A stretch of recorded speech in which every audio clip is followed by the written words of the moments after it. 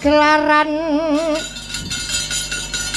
ing dalu puniki wonten Desa Pencol Kartoarjo Magetan kabupatene nang Pencol Kartoarjo ya Magetan Nduk prandene ujupipun angleluri budaya Jawi binastan bersih desa Kurmat Proleluhur bersih desa iki Kurmat leluhur agustusan Kurmat para pahlawan Nduk nah sing babat desa Pencol ki ya klebu pahlawan ngono ya Mak leluhur manjing swarga putra wayah dirgaya semokeh rejeki karepe ngono kuwi ya kali sing sambe kala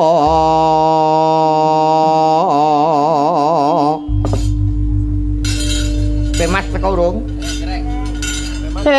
jebul tajem ya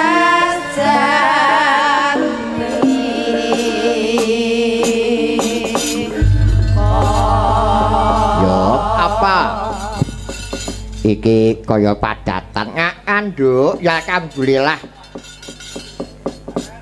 ing antarane lurah-lurah sing saben taun wayangan kuwi Nduk desa sing saben taun wayangan iki taun iki akeh desa leren rawayangan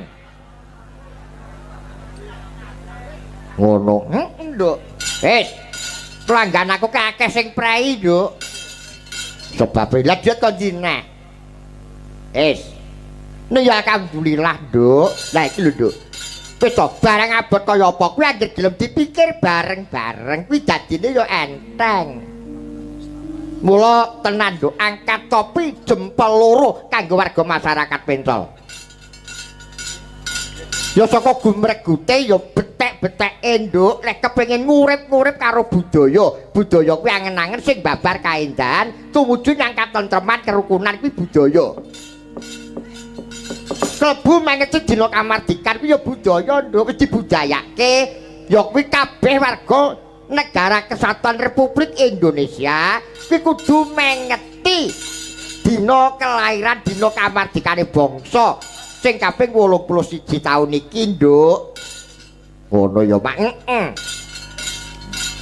coba ta wis aku kowe iki ora melu berjuang loro dilairke alam wis merdika ya ora lah iya saya-saya sing manggon ning Pencol kene biyen kene iki wujude apa ya ora roh ngerti-ngerti wis tuwek nang kene duwe sertifikat rak ngono ta iya biyen kene iki wujude apa kowe ya ora ngerti ya lah iya wis paketan HP iki sesasi entek pirang-pirang atus kowe ora getun upamane setahun ki turunan ku ndak abote sepira ta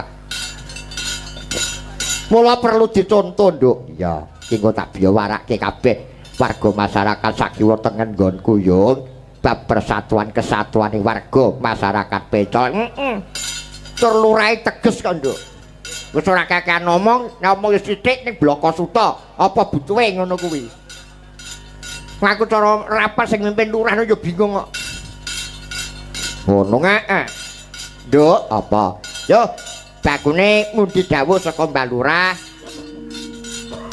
wayangan bengi iki nek rampung aja padang-padang Nduk wis ora jamane iya wong wis toke dawuh saya-saya sesuk iki dina mlebu iya Nduk apa kaya padatan sadurunge ngaturke lagon sing rena-rena yo gandhen nyekel nggon-nggon anu sik Den men jaipong sik ya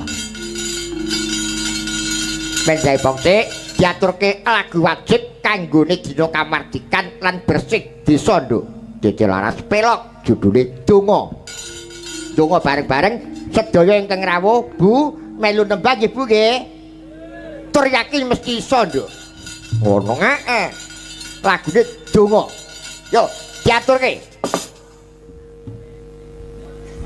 Duk rumah apa? Yuk. Yo.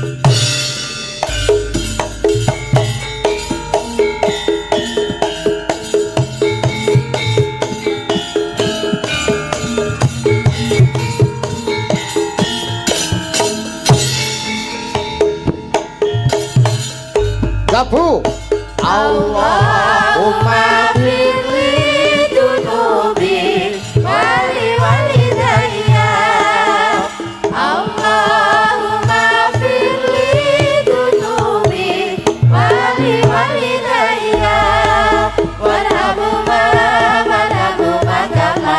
kama rabbayani shaghira warhamhuma kama rabbayani shaghira ya Allah kula nyuwun ngapura sakadae dosa kula ya Allah kula nyuwun ngapura sakadae dosa kula dosanipun tiyang sepuh kula ugi umat Islam sedaya dosanipun tiyang sepuh kula ugi umat Islam sedaya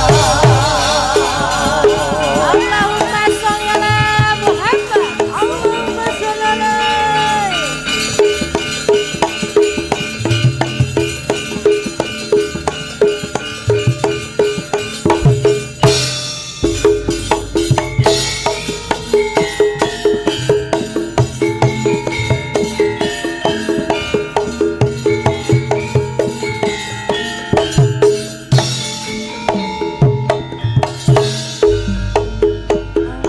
Allahumma firli dunubi wali walidayya Allahumma firli dunubi wali walidayya warhamhuma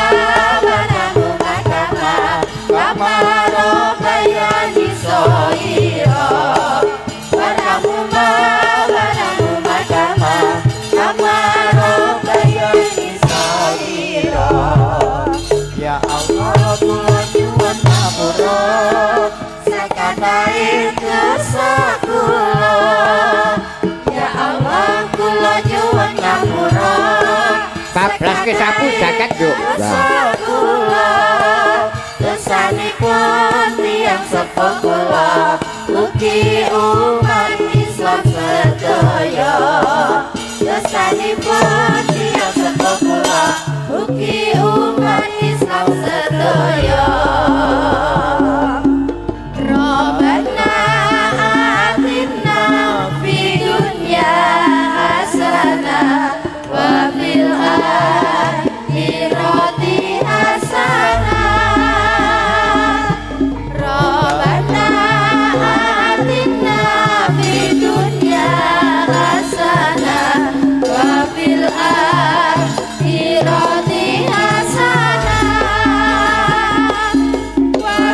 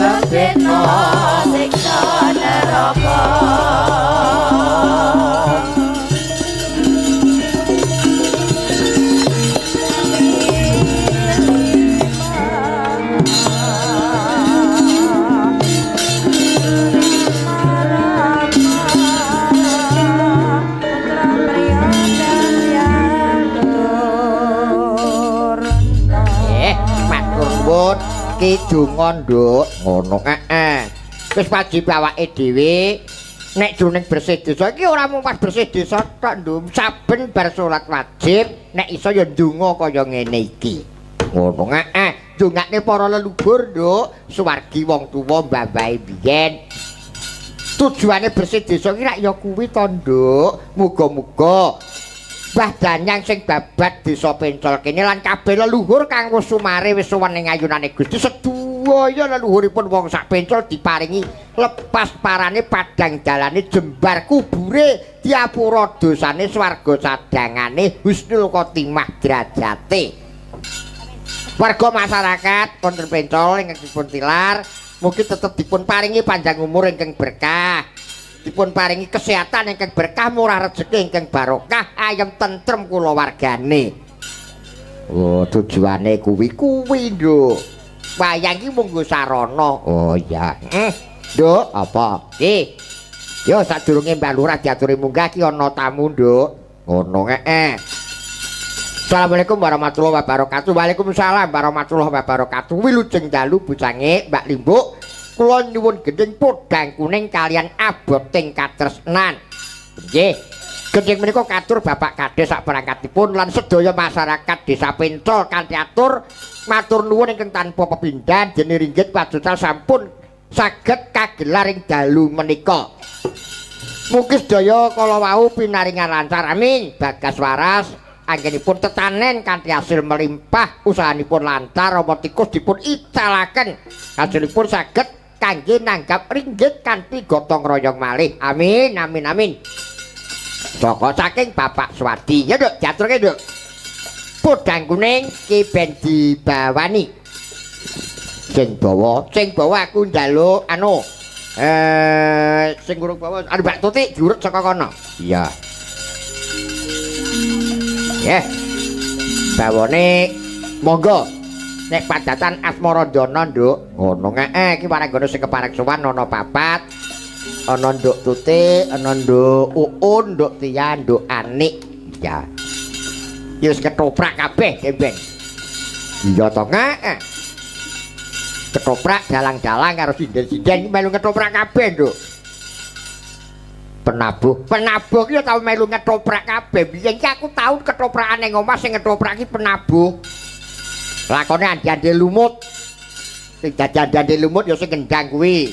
Kleting kuninge Mbak Uun kuwi. Kleting-kletinge ya Tia ya kuwi. Ratune Sabrang sing demung nduk biyen. Harimen piye dadi Ratu Sabrang kon latihan gak tau teko bareng maca ki naskah dijupuk karo Mbah Kirun. Yo Mbak Tutik dipun bawani riyin.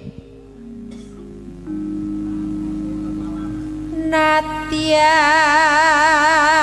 wujud temong paksi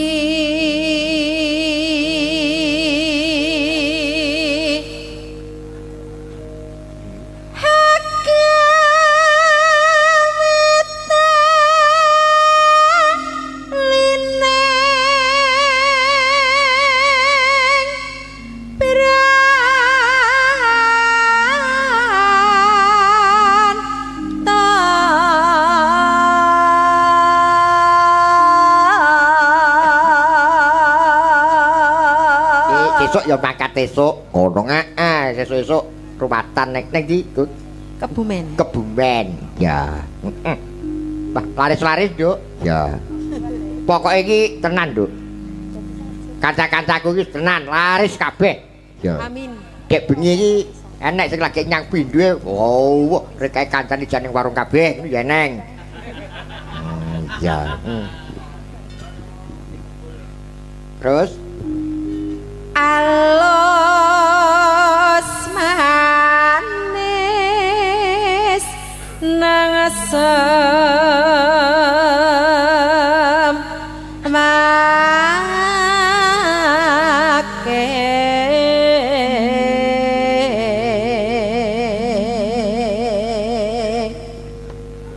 pokoke krawitaku arep tak leh apa laras prihatin. Iya ta? Pokoke engko pambukane kudu Simo lurus iki ngono kuwi. Ya. Terus wis minggat kula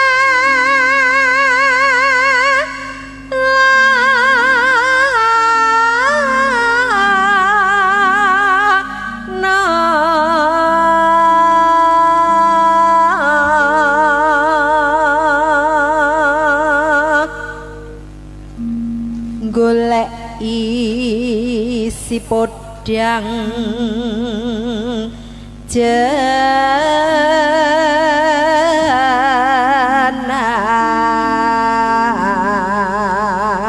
janar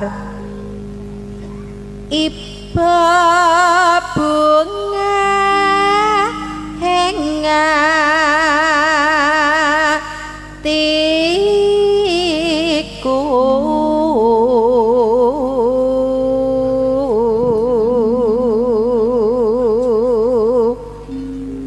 nyanding bisa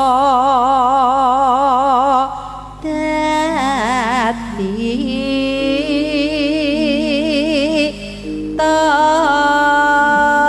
tamba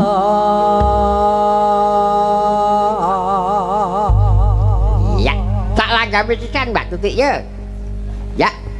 esuk awan ning omah wis ora krasa keluyuran aku lek sing tak sayang mobil-mobil seranggaku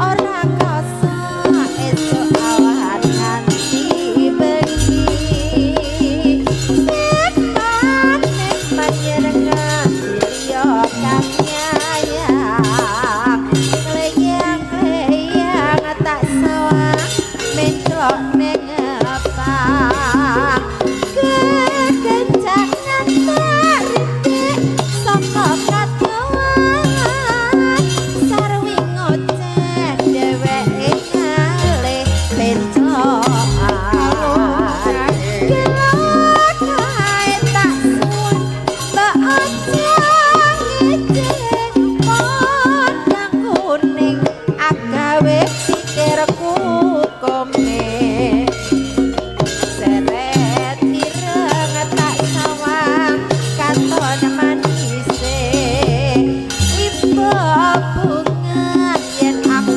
nyanding slirane ora bakal atiku kekewang liyan yen si podang andun ati ngepranan ora menduk atiku sakaya Ya. tetran tak sanani sono pikatku ting benda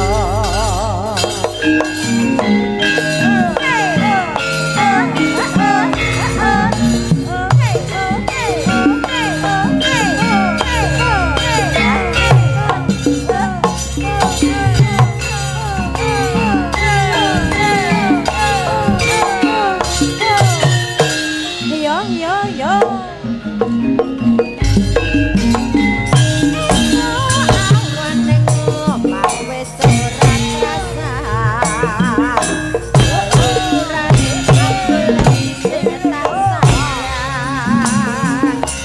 sayang moteng mitir anggonku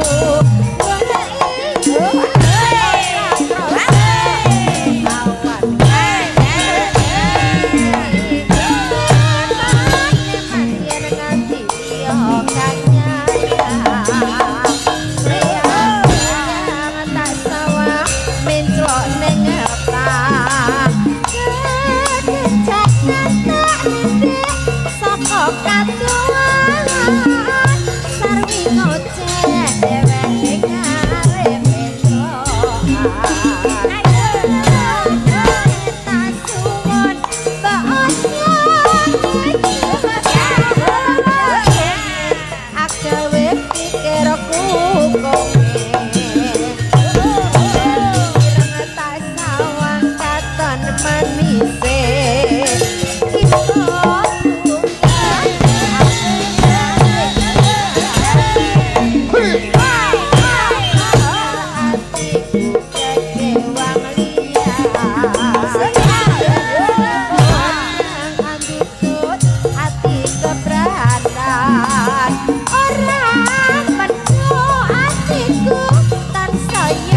Lelakon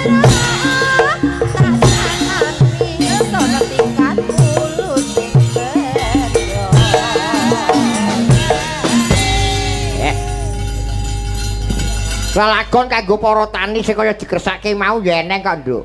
Ana eneng. Esuk Mbak Ayu yo padha nutuk pari kang wis tuwa. Leso ngaluwus cuk mawis ya panten nata dari Sri Hati Buka kok ewon aku kok ewon aku kok ewon aku kok ewon aku intari kok ono elake terberase kok sing hati-hati sinau kepi padha eling kono Loke biji kadang kancut kali bombo aja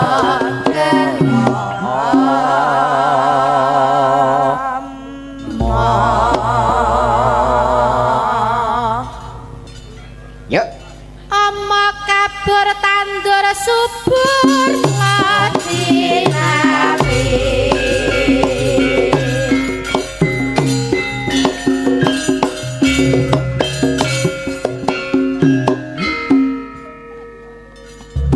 ya geser Mbak Uun yuk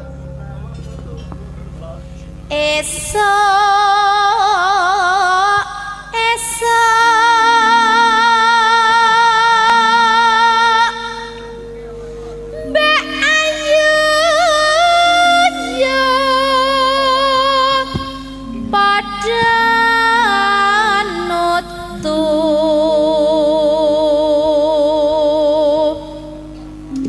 pari kang wis tuwa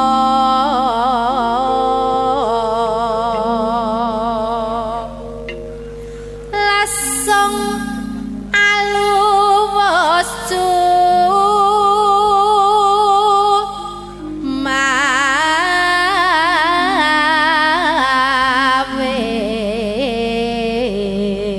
mawis panten nata yuk Batari Sri Dati Buka kok ewo aku kok ewo aku kok ewo aku kok ewo aku ngintari kok ono welake ser berase kok sing hati-hati sinau gemi padha ngeling ana yen jabloke wiji tandang lanjut tali wanda aja kena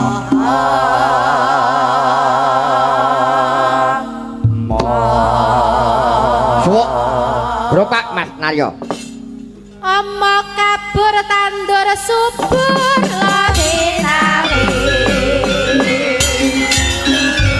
matur nuwun iki kanggo dulur-dulur tani Nduk ngono Nduk apa yo iki coba aku ki urung lega nek Mbah Lurah ki urung munggah rene Nduk oh ngono yo diaturi munggah rene diatur munggah rene yo diderekke to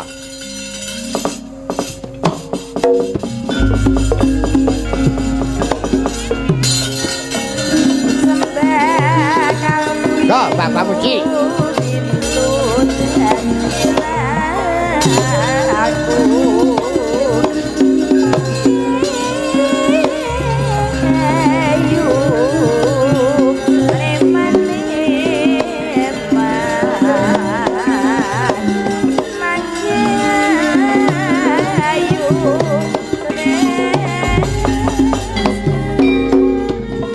Rangku, rangku,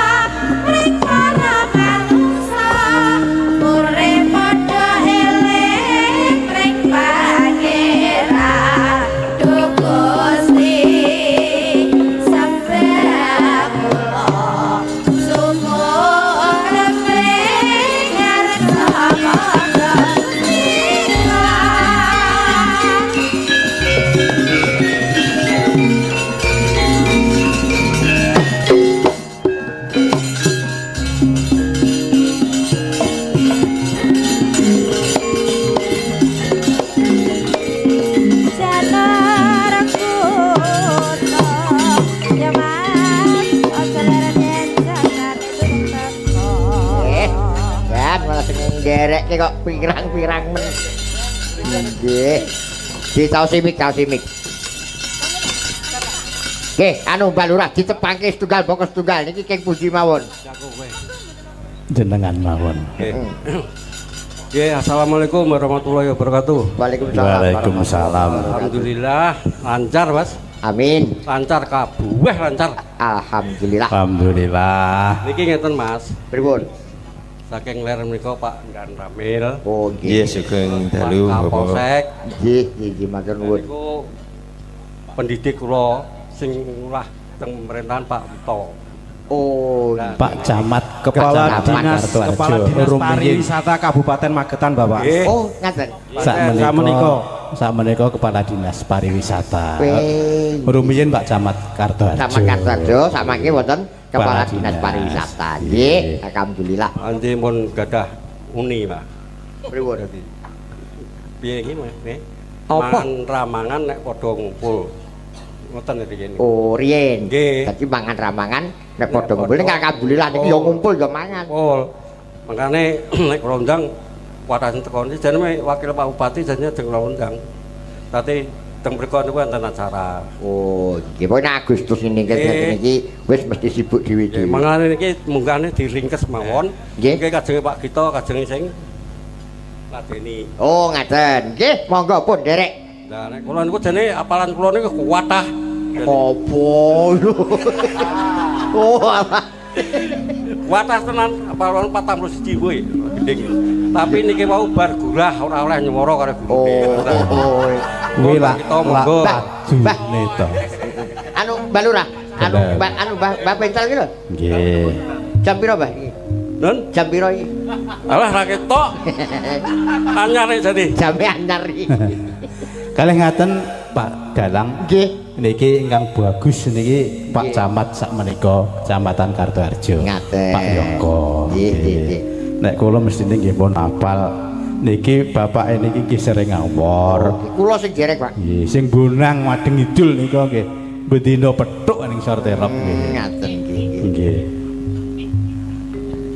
Nggih, engko badhe paring dawuh napa nek badhe nembang napa kula Pun panjenengan. Pak Gito monggo. Wakil kula niki. Nggih. Niki Sak cekape mawon. nggih. Jam Mangke nang bar. kula setunggal, Pak Dan Ramil setunggal. Oh nggih, pun monggo merdika mawon. Pokoke dipenakne mawon Mbah Bencol, sing penting ku jam 3 rampung ngoten Nggih, mawon. nek perlu sak derenge. Nggih.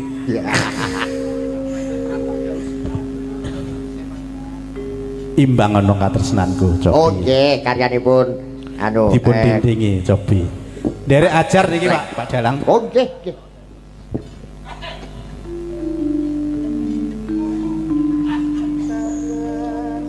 Noneneno sampeyan. Saben dina mong ngalamun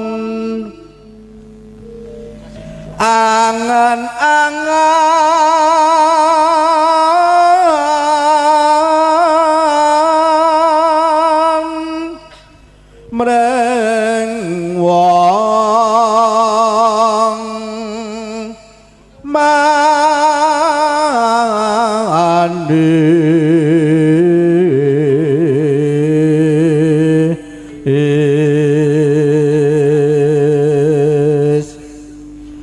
arep urip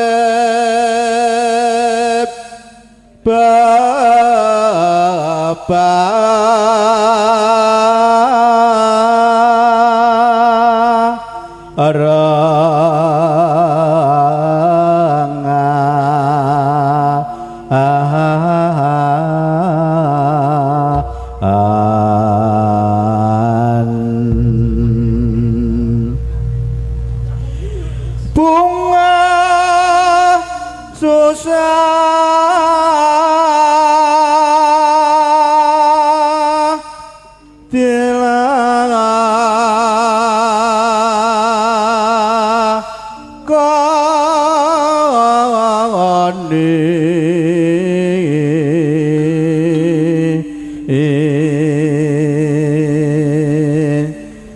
apa tega lan pun kakang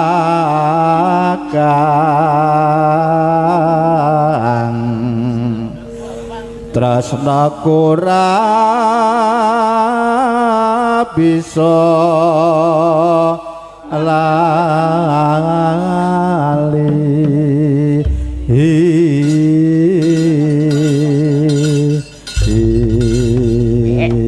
alhamdulillah lulus Mbah. Saben dina mung ngalamun jroning sepi sampun amung tansah kadulu wayanganmu duh Mas wong ayu linalitan bisa lali joget sayang rarudit ati lalewane wong mandhe tansah kumandhe ing padeling netra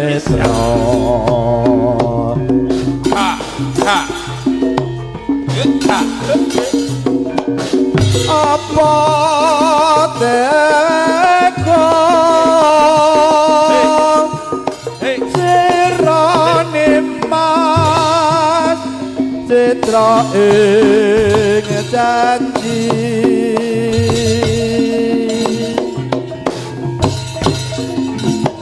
mesake katresnan jati lamun mangkono piye katresnanmu piye katresnanmu jan penak tenan gamelane mongko nimas syukur katresnanku bebasane tan bisa tinuku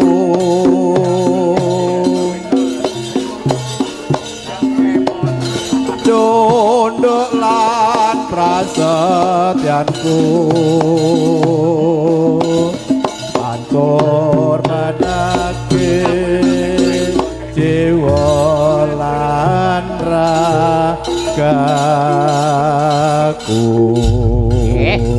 matur nuwun sampun ngaturaken karyanipun Ki Sri Susilo Tengkleng Luar biasa Bapak Limbu dari mrika. Alhamdulillah Nggih karawan para jaga saking kabupaten nggih kula sampun kondur Bapak Kadis SOS nggih Kadis Koperasi nggih Camat Takran sampun kondur kula nika sing ingkang tasik Pak Kadis Kebudayaan Kadis Pariwisata Dirawi Pak Dalang pindah Mas Puji Sugeng dalu. Nggih, rawuh. Nika dalang kondang Magetan nika. Pak Dalang Puji. Oh, saking Mas anu Putut. Wis parbut nggih Pak Putut. Oh, nggih. Nggih. Puji Putut sapa neh? Putut Puji niku nek Puji kula sing Puji niku kula kenal malah pake niku. Oh, nggih. Napa ngambil anu napa niku? Saking bapa, Pak. Mas. Naminipun. Oh, Mas Putut. Nggih, niku nek teng anu kanca-kanca nggih Putut. Nggih, Puji niku bapake. Oh, gaten. Nggih. Rata-rata jeneng niku ora mesti tiru anu jupuke pake teng ibuke ngoten. Pak Puji yo Putut Puji Agustina. Oh, nggih. Nek mboten ngoten nggih dijupukne jenenge pake karo mboke ngoten ngenten. Nggih. Nika wonten Widowati nggih dipun tanjakaken monggo Mbak setunggal napa kalih napa tiga. Nek perlu sekawan sedaya mboten napa-napa. Nggih. Monggo paraganipun kula suwun jumeneng danten lho niki kathah kok Mbah Lurah niku senenge kathah. Yo kanca ning Dipun tanjakaken. Kali rape-rape dari segara kalian numpak perahu layar sing dina minggu paringi soto alon perahu wis nengah piap nyupiap banyu minera ora jemu-jemu karo mesem guyu ilangake rasa luka lesu adik jawir mah jebul wis sore witi kelapa katon awe prayogane bersih dari lain dene esok-esok tumandang nyambut gawe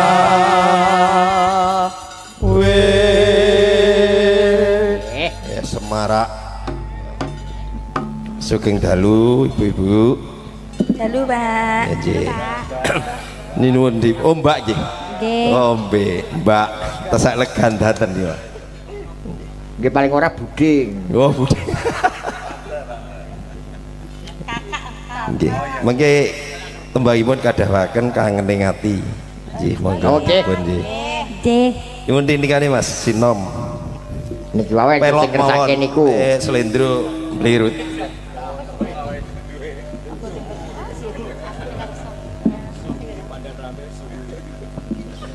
Kidung Srina Tokas Maran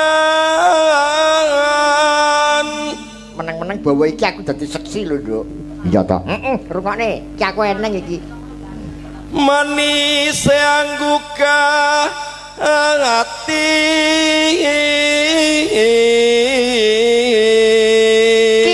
Kidung Srina Kasmaran mantepe anggo gati tepesina wanging netra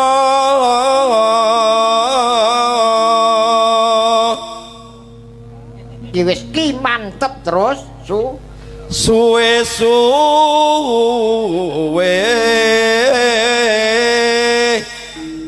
hangani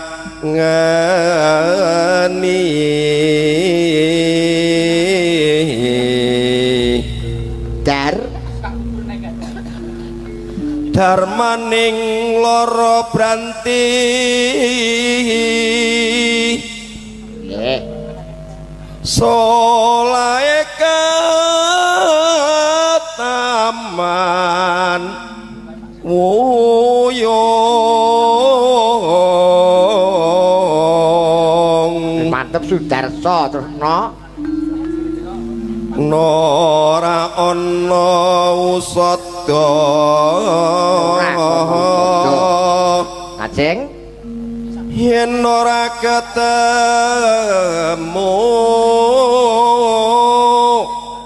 sliramu wong manis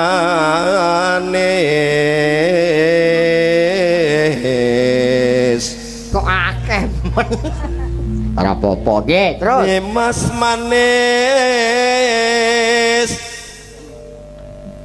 nyoto kang katyokas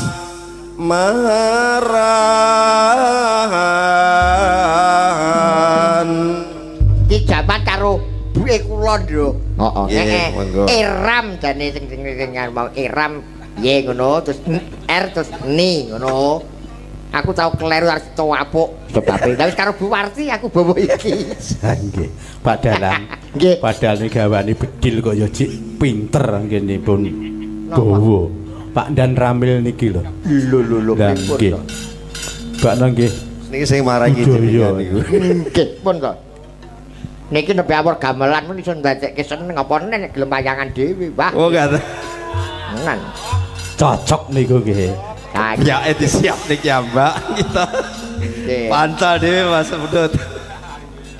Monggo. Kang ngringati. Sawindu suwe lawase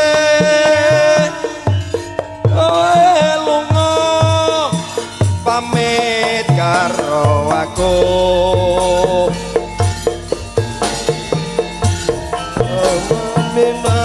pepujanku hatiku susah mong kangen siramu monggo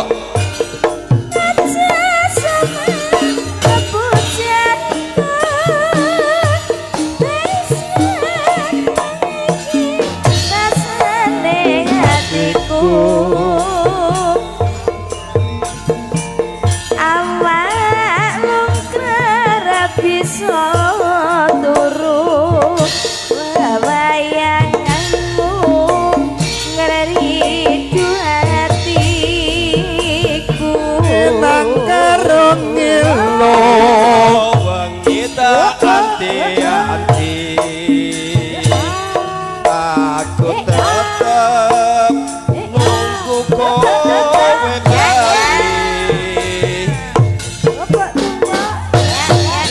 rasa kangen rapi sampai yen ra kowe tak bisa nambani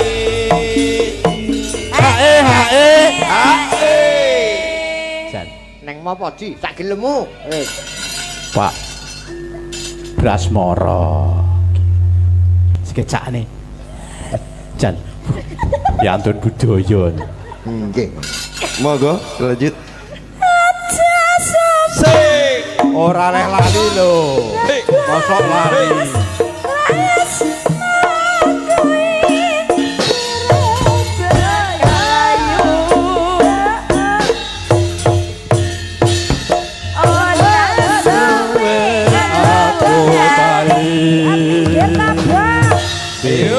Sumamane ana ing sisih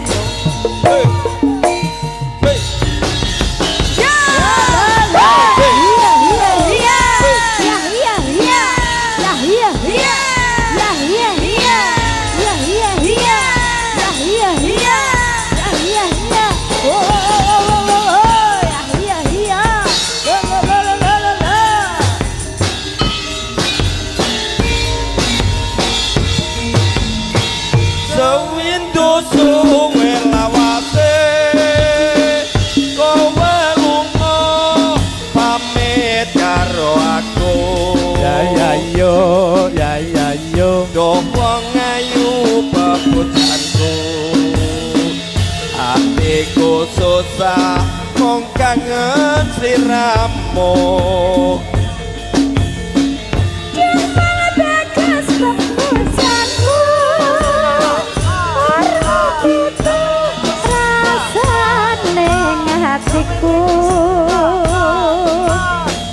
awak lukrah ra bisa turu lewayanganmu beridu atiku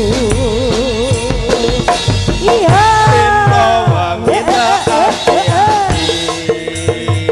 aku tetep nunggu kowe bali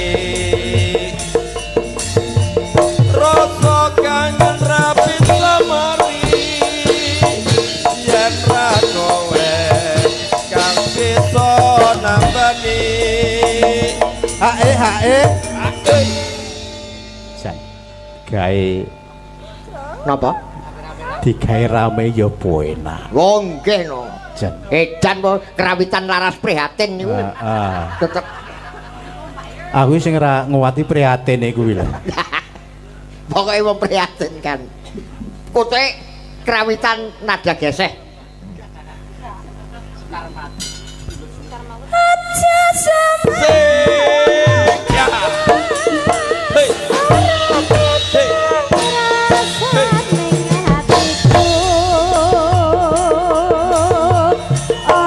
Suwe aku bali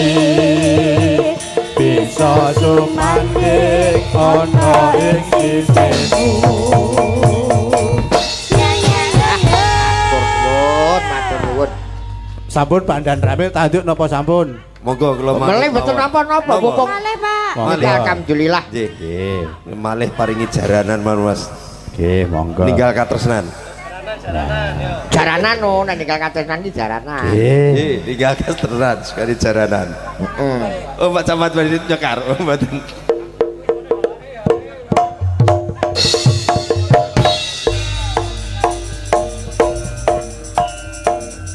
Monggo.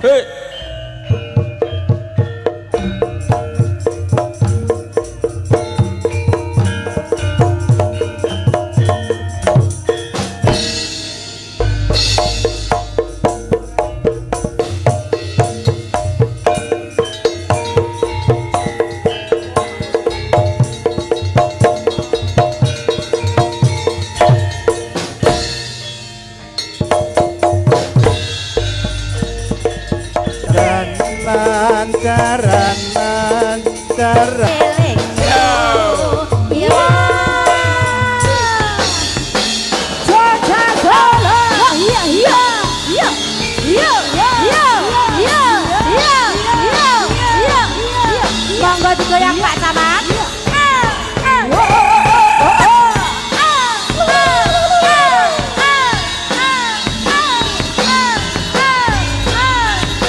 Tarik lagi Pak Naden. Nangis sajrono atiku. Nalika sliramu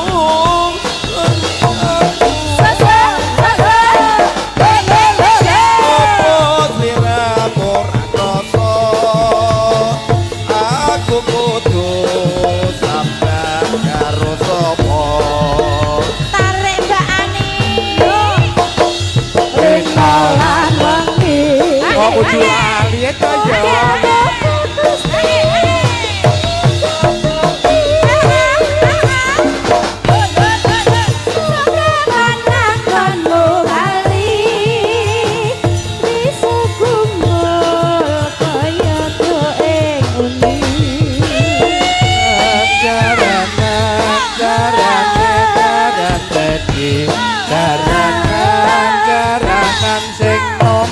Indara bayi taun ana windonono teni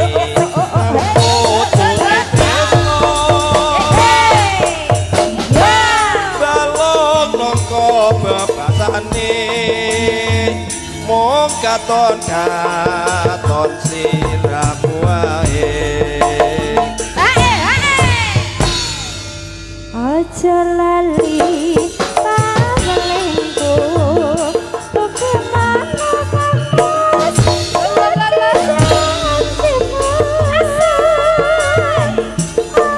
nang setia setu pateni Yo. Op.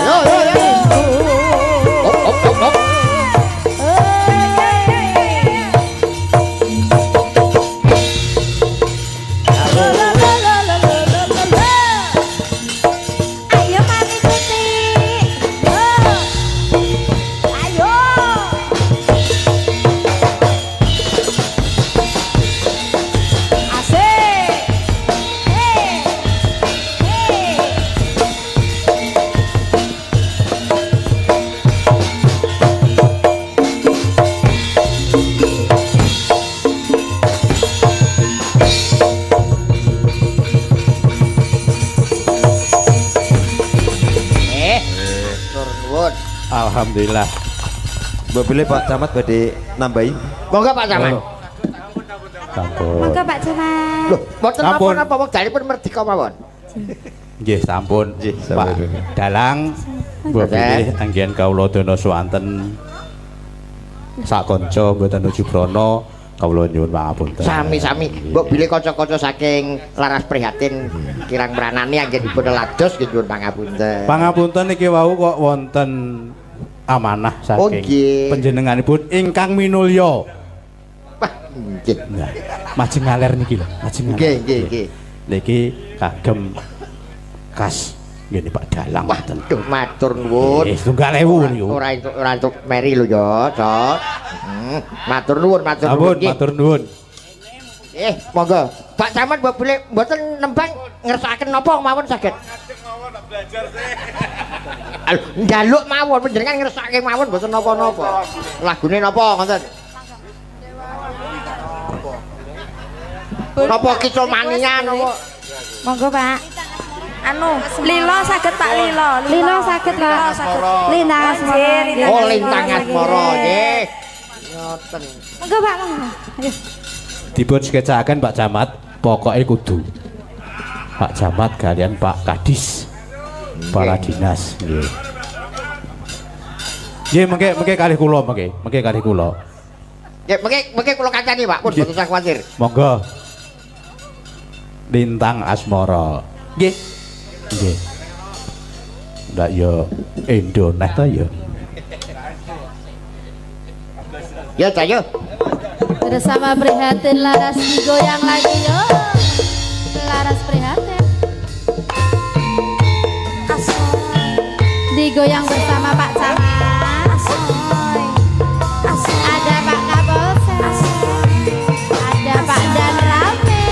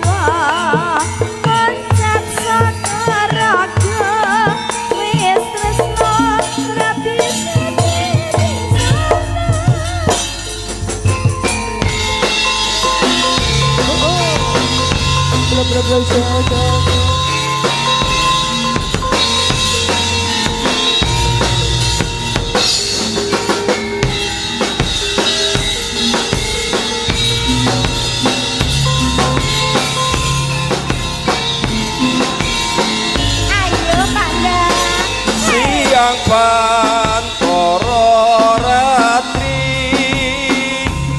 mongeling manis ing ati setiaku bisa aduweni marang sang Tyasa Lakmi. Rasa tresno aku putih lintang belati seksi udayane datang balik janji janji supaya mokri pati.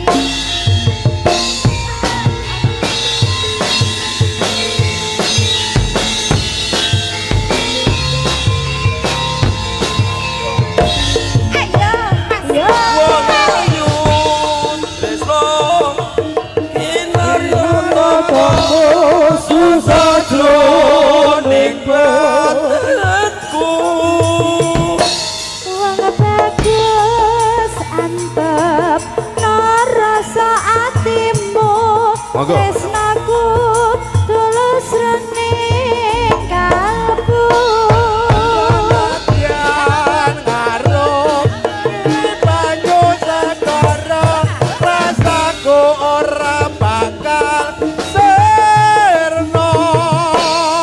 senadyan nyawa oncat sakaraka wis tresna ora bisa dipisah.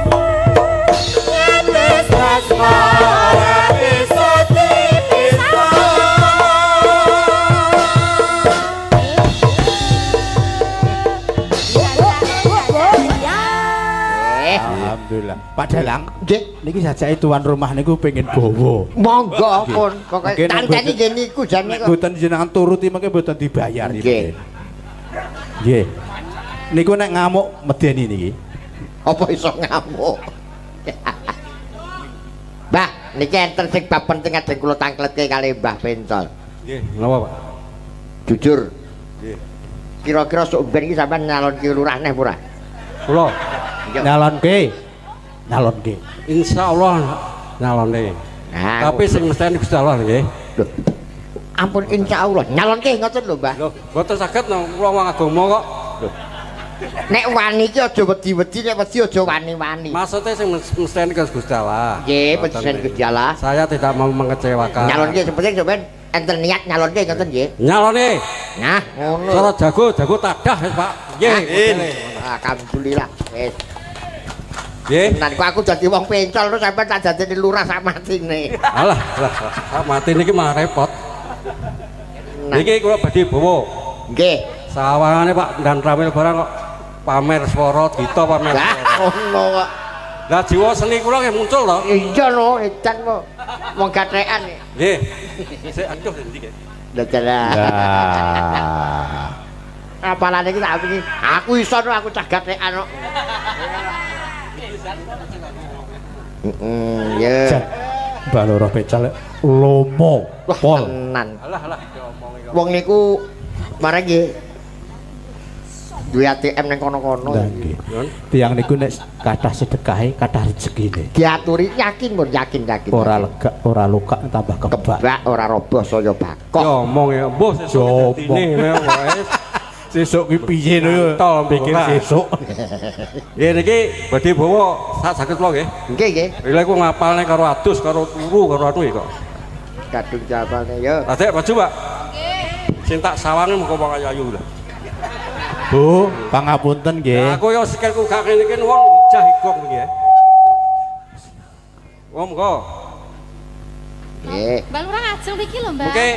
Diapet mriki lah. Nah, ning tengah, sing loro ning kidule, sing loro ning lore ayo. Pas to. Nggih. Sakne napa? Sinawang datan boseni. Yo, jane ya ampuh tenan. Alah diomongi kok. Bakat kependem iki. Nyawang wong ayu lemah. Tanpa ditingkat genjar iso pas lho iki. Pas, Mbah, asli tenan. Rekoso tak lakonane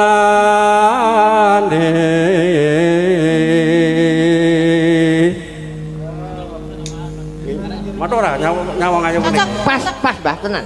Alah lali piye guys. Pokoke anggere pas yo enak nih. Angger aku bisa nyawang Bu, ibuke kae, ibuke. Wong ayu lambene abang.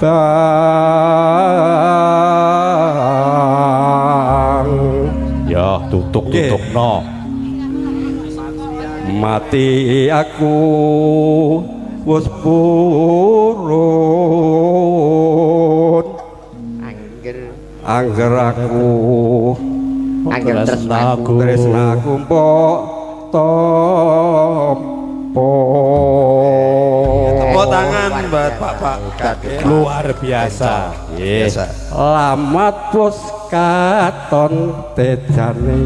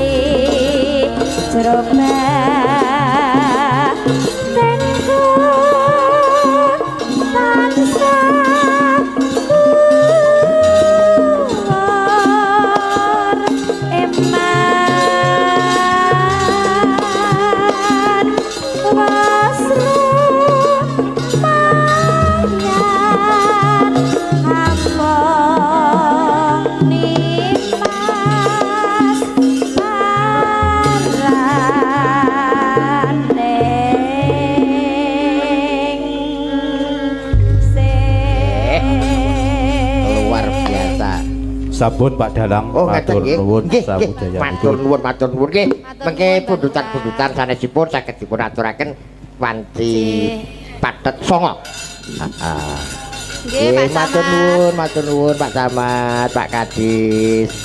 Luar biasa. Nggih. Sembah nuwun, Nduk. Apa? Pangune Mandura ana tamu. Oh iya. Yo. Sadurunge nemoni tamu wangune Gusti Mugeng Sinuwun bakal munggah sanggar pamujat nyamektakake sesaji, Nduk. Kantane Kang Sekar Gadung miwah kembang menara ungas kasmarum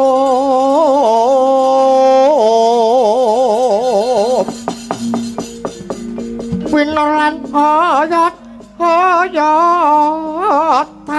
kadik kusuma mangambar warku kusing tupaku melon